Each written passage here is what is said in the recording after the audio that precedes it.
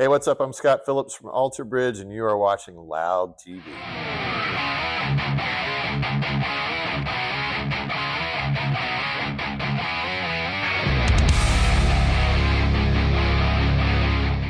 How's the tour, actually? Tour's been amazing.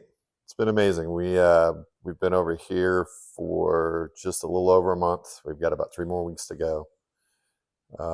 We have been everywhere from Scandinavia to Italy, Spain, Portugal, and now we're sort of making our way back up into Central Europe, and we finish in the UK starting at the end of this month, end of February. So how do you feel when you are on tour for a month?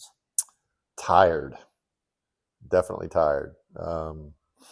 It's been awesome, and this is the first tour we've done as Alter Bridge since I want to say September or October of 2023. So it's great to get back out and play with the guys, to reconnect with Miles after a few years. The shows have been awesome, crowds have been fantastic, and we have a lot of touring ahead of us this year, so we're looking forward to it. Yeah. So because you don't have your own bed, you being sleeping in a tour bus is quite strange now. I'm used to it. I mean, we've all been doing this now for coming up on 30 years, which means I'm really old. But yeah, road life is road life. I think anybody that's done it knows what I'm talking about, where you love it. There's aspects of it that are very draining, but you wouldn't give it up for the world. So Is there a difference between the US and Europe? Maybe the US, the roads are maybe longer. in some cases, yes. Yeah, the travel can be a little longer in the U.S., especially when you get to the West Coast, because there's such a long drive in between major cities that you're going to play. But our booking agent and management, they do a good job of routing a tour to where you're not having to drive. If you can help it, you're not having to drive super long distances. With Europe, for the most part, most cities are fairly close together. But it's taxing either way, but it's also a joy. So Miles and Mark, they have also their own projects. Mm-hmm. Are you on tour with them when you're? Not with their solo stuff. Mark and Brian and I are obviously a part of Creed, which has been very active the last couple of years. So I think over the last year and a half, we did a little over 100 shows with Creed, which was amazing. But since Alter Bridge inception, or at least early on, Miles was off singing with Slash. Mark started Tremonti, so he was doing solo tours. Then Miles started doing his solo work as well, which means he was also busy. So there was a lot of times where Brian and I were sitting around for a year-ish plus, not really doing a whole lot of anything. And now that Creed has started back up and Alter Bridge is right in the middle of an album cycle, we're all very busy with various projects, so it keeps us young. Yeah. Yeah. Work is making you better and younger. I hope so, or it's making me way older. I'm not sure which yet, but it's been a blast. We're having a good time. So you did play with Creed, or Yeah. you will tour again? We toured in the States starting summer of 2024 through December of 24. We did about 65 shows, and then last year, being 2025, we did about another 40 shows through the summer, which all across the U.S., a fair amount of Canada. There are probably plans down the road to do some touring with that as well, around the world. But right now we're focused on the Alter Bridge machine that's starting out. Anything specific on the drums between Creed and Alter Bridge? There's some differences. I mean, a lot of the Creed stuff, our heyday was sort of 1997 through about 2003 when we recorded 3 records within that span. Um, we did another album in 2009 after we had been doing Alter Bridge for about 5 or 6 years. But as a player, my playing has evolved over the years. So a lot of the early stuff is easier for me to play now.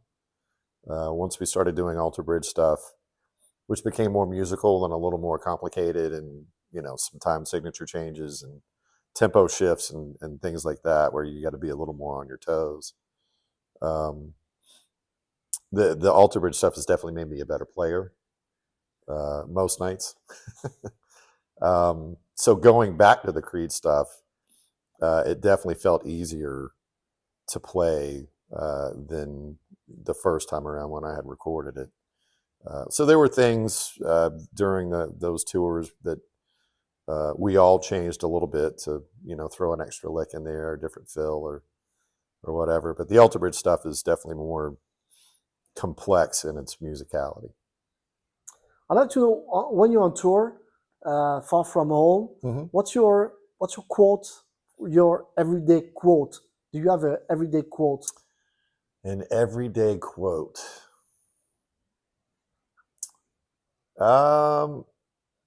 It'd be a toss up between enjoy the moment and try not to fuck up.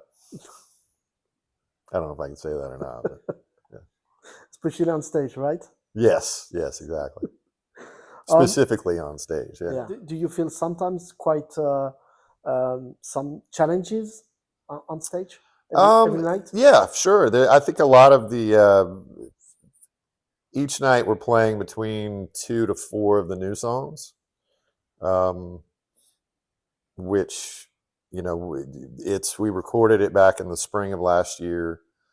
We didn't really visit it during the rest of the year. We never had a chance to get together and really rehearse. So we had a couple days of rehearsal before this tour started, but I think we all probably needed more time. Even if everybody knew their parts, it's playing it together.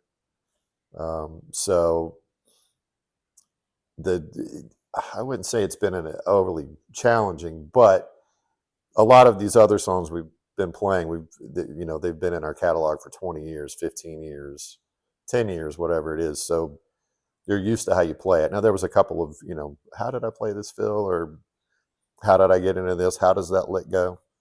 But all that stuff comes back pretty easy. It's the newer songs where you really have to concentrate a little bit more until they become familiar with you. Yeah. And then after that, you can kind of go on autopilot, but which we're about there. I feel like we're pretty close. We're 17, 18 shows in, I think, right now. So it's clicking. I would say, unfortunately, you don't have the time maybe to rehearse like an old 90s band, I would say. Yeah. Well, we all live in different. Mark and I live in the same city. We're in Orlando, Florida. We live very close to each other, so we spend a lot of time together. Our wives are really good friends. Brian lives in Florida, but he was about 6 or 7 hours away. Miles lives all the way in Spokane, Washington, which is the complete opposite, as far as you can possibly get from Orlando, just about. So the moments for us to get together are few and far between. So we have to take advantage of that when we get that opportunity. And we had, again, at the beginning of this tour, we had several days of rehearsal built in. My flight got canceled, so I didn't leave until the next day. There was weather delays for everybody, traveling at that point in time. And so as opposed to like 3 or 4 days, we had like a day and a half of rehearsals. So it had to come together quick. Great. We got Miles and Mark in Paris. Yep. In a promo like maybe 2 months ago or 3. Yeah. It was really relaxed. Yeah. And we can feel there is I would say a friendship atmosphere with relaxed people. Yeah. Is it the case on everyday life? Yes. I mean, again, we formed in 2004. And this is after Mark and I had known each other for about 10 years, but we know Brian for about 9 years at that point. So we've grown through this business together as individuals and as friends and as bandmates. And, there's definitely a level of comfort uh, amongst the four of us that there's never really any arguments. There might be disagreements, but you talk through it. You work as a team, and it's a very comfortable environment. There's no tension, which makes it easy to be out here and to get along and have fun. And speaking about environment, the studio, the Van Halen studio, Mm-hmm. where you recorded the Yes. drums. Yes. How did you feel there? It was mind blowing. It was incredible. I mean, we all got the chance to do pre-production in that studio, and Wolfie, being the most gracious host on the planet, he'd come up every day and hang out. Knowing the history of that place and seeing old photos of it and Ed's workshop, and just Van Halen was one of the first bands that I was drawn to as a kid, and then to actually be at that studio. I guess they started recording there probably, I don't know if it was 5150, maybe was the first album they did in there. It just, everywhere you looked, you could just see like the history of Van Halen, from cigarette stains on the floor to priceless guitars that are hanging on the walls and equipment. It was mind blowing. It's probably one of the greatest experiences I've ever had recording in a studio. So it was a source of inspiration. Yes, yeah, for sure. I was wondering about your sound in this studio, Mm-hmm. because you recorded there, right? Mm-hmm. I was wondering about the acoustic, because I think I listened again the album on Deezer, but I feel the sound is not, it's not, it's not analogic, Yeah, maybe. So my question is, how can we feel better your drum sound on Mm-hmm. vinyl, on stage? What's the best way? I would think, you mentioned vinyl, and I haven't listened to vinyl in years, but um, the process of recording this and working with Elvis, who we've now done 7 albums with, so I've seen his process through the years. Uh, you know, different rooms, different acoustics, that kind of thing. I feel like in this recording, you can really hear the room. You really get a sense of. I can hear it from being in there, playing in that room, and listening to how that room sounded, and then going back and listening to the CD, or if it's on vinyl or whatever. It does sound like 5150. It sounds like that room. And there are different. I've recorded in LA, Miami. We've done several in Orlando at different studios in Elvis's house. And there's some where you can hear the room, and there's some where there's a little more processing going on. I feel like this album specifically, it's more open.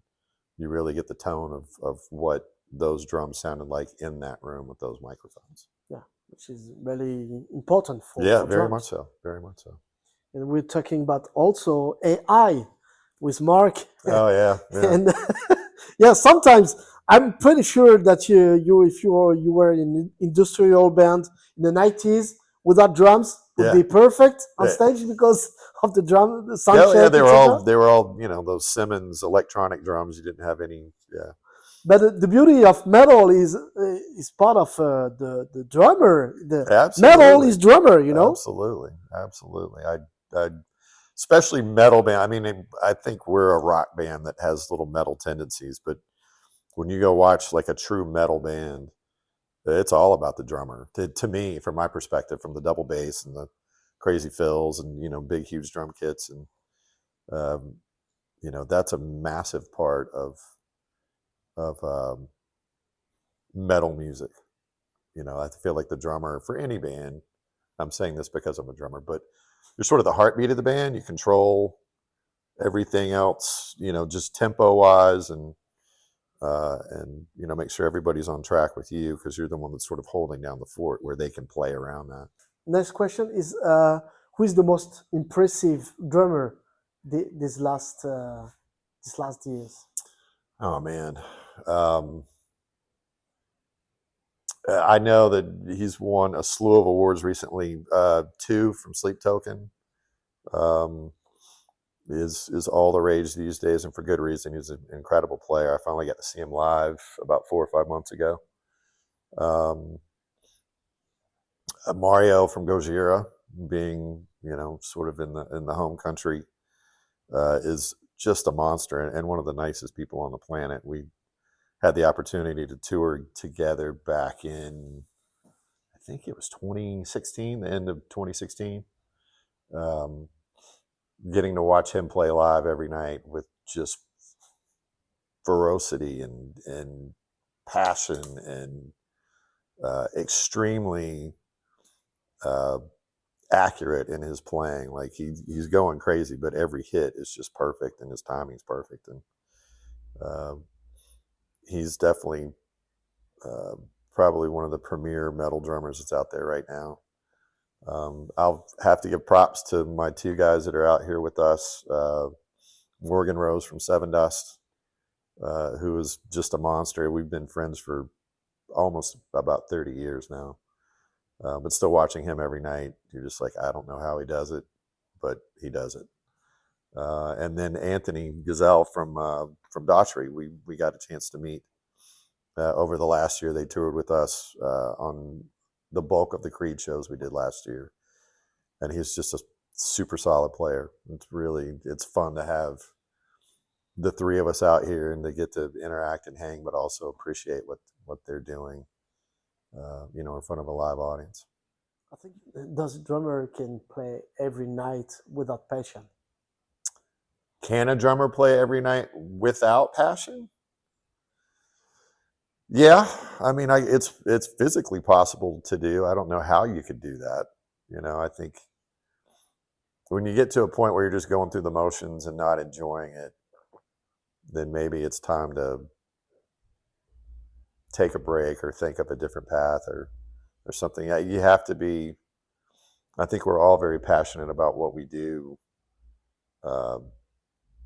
First and foremost, just creating the music, but then getting to perform it, in front of a live audience night after night. And some nights you're tired. Some nights you're like, oh God, I wish we had a day off today. But as soon as you get on that stage, it kicks right back into gear, and you just enjoy every minute of it and love it. And when it gets to the point where you don't, then maybe it's time to step back a little bit. Do you have this impression? I got also this impression in my job, when you don't want to, and then when you're in, it's no pressure at all, and maybe you feel better. And Yeah. No, I mean, that's very true. It really is. It's it's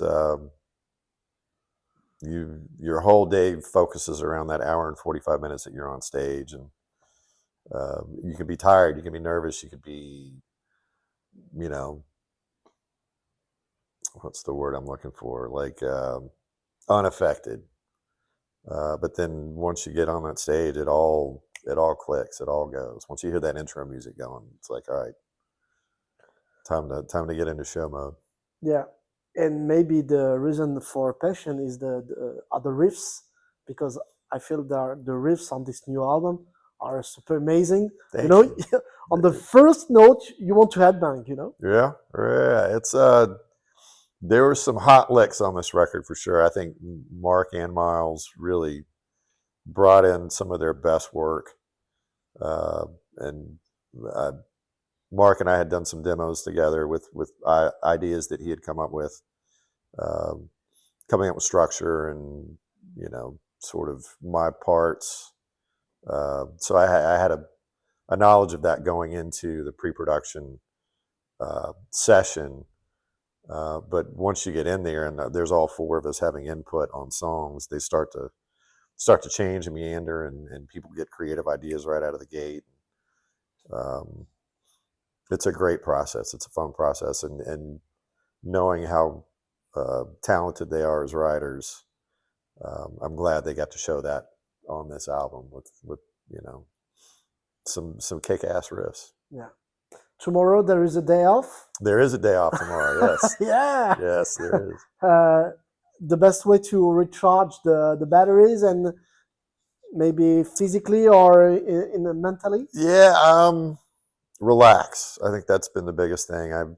You know, we've been touring over in Europe now for over 20 years. And a lot of the guys, my family was out here for about 2 weeks. They've gone home for a week. They're coming back.